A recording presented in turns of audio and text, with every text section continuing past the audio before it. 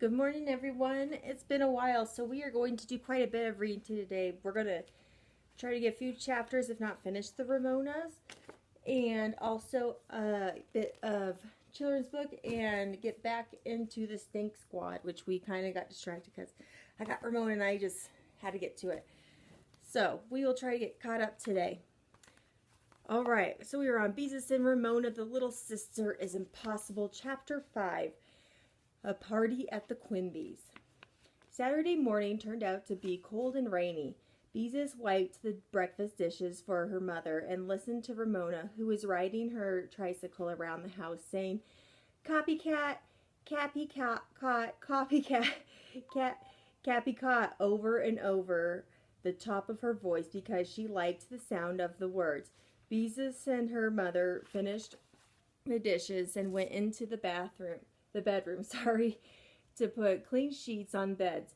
"Copycat, copycat," droned Ramona sing-song. "Ramona,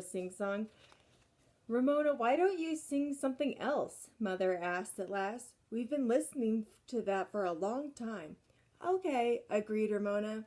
"I'm going to have a party," she sang. "I'm going to have a party."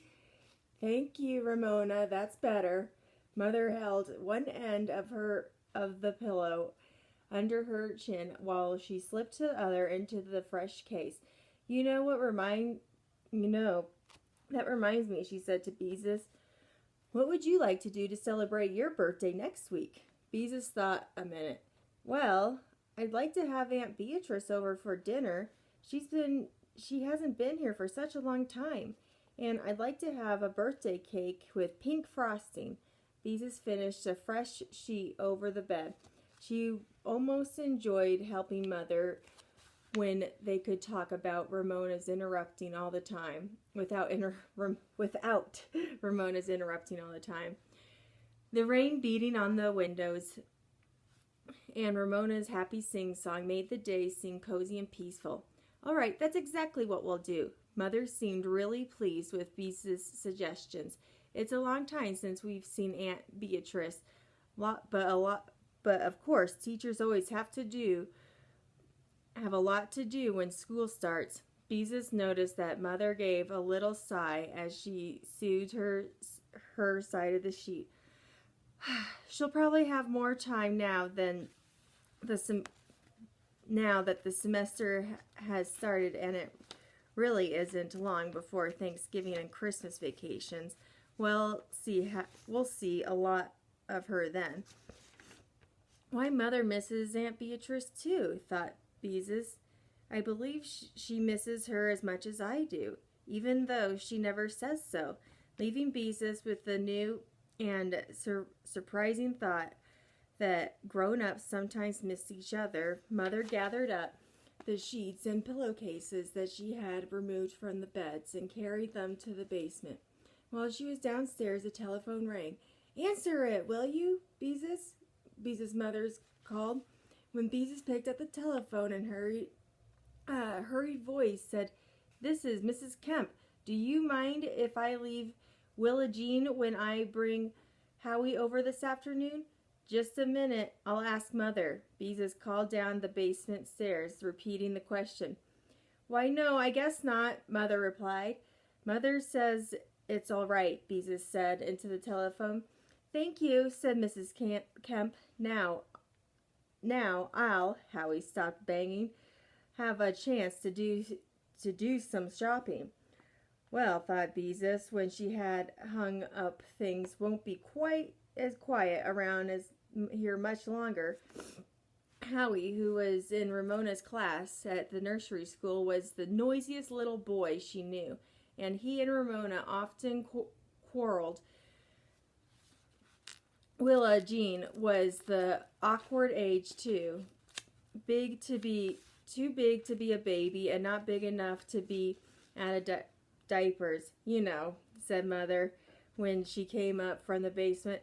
"I don't remember telling Mrs. Kemp that Howie could come over this afternoon, but maybe I did. I've had so much on my mind lately, trying to get the nursery school rummage sales organized. After an early lunch, Mother decided there would be enough time to wash everybody's hair before Howie and Willa Jean arrived. She put on her oldest dress because Ramona always quirmed and got soap all over her. Then she stood Ramona on the chair, made her lean over the kitchen sink, and went to work. Ramona howled, as she always did when her hair was washed. When Mother finished, she rubbed Ramona's hair with the bath towel, turned up the thermostat so that the house would be extra warm, and gave Ramona 2 graham crackers to make up for the indignity of having her hair washed. Then Beezus stood onto the stool and bent over the sink for her turn. After Mother had washed her hair, and before she went into the bathroom to put it up in pin curls, she said to Beezus, "Would you mind getting out the vacuum cleaner and picking up those graham cracker crumbs Ramona spilt on the rug?" Beezus did not mind. She rather liked running the vacuum cleaner if her mother didn't mind a regular chore of it. "I'm going to have a party," sang Ramona above the roar of the vacuum cleaner. Then she changed her song. "Here comes the party," she chanted. Beezus glanced out the window and quickly switched off the vacuum cleaner. 4 small children were coming up for the front walk through the rain. A car stopped in front of the house, and 3 children climbed out of it. 2 more were splashing across the street.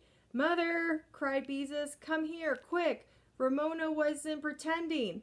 Mother appeared in the living room just as the doorbell rang.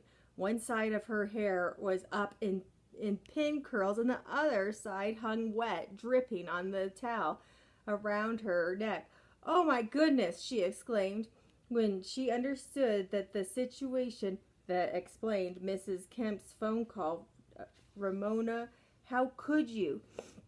"I wanted to have a party," exclaimed Ramona. "I invited everybody yesterday." The doorbell rang again, this time long and hard. There was a sound of many rubber boots jumping up and down on the porch. Mother, we just can't have a party with your hair wet," wailed Beezus. "What else can we do?" Mother sounded desperate. "They're here, and we can't very well send them home. Their mothers were probably planning to shop or something while we look after them." Ramona struggled with the doorknob and managed to open the heavy front door. Mrs. Kemp stopped her car in front of the Quimbys, and Howie and Willa Jean hopped out. "I'll pick them up at 4, she called gaily. "I'm so glad we have a chance to get out and do some shopping."